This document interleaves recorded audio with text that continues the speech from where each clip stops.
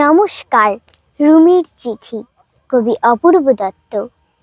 মাগো, আমার মা তোমার সঙ্গে আড়ি একটা কথা বলবো না।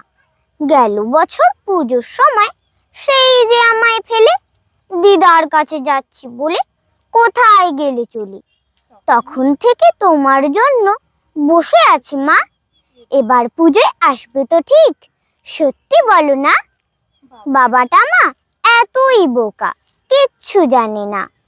যতই বলি কাল আসবে মা, মোটেই মানে না। আমার জন্য ভেবো না মা, আমি ভালোই আছি।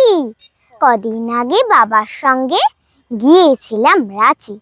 বিল্টু মামা, চুমকি মাসি খেলনা দিল কত, আমি কি আর যত্ন করে রাখতে পারি অত?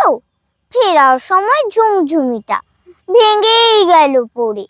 সত্যি বলছি, আমি না মা ভাঙিনি ইচ্ছে করে।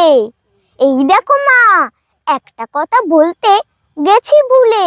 ময়নাটা না পালিয়ে গেছে পরশু খাঁচা খুলে। আর আমাদের দক্ষিণ দিকের কলাবতী গাছে আজ দেখেছি দুটো হলুদ ফুলও ফুটে আছে।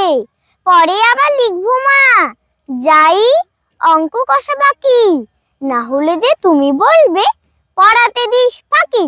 আসার সময় এনো একটা নতুন ঝুমঝুমি, তুমি আমার প্রণাম নিও। ইতি তোমার রুমি। নমস্কার।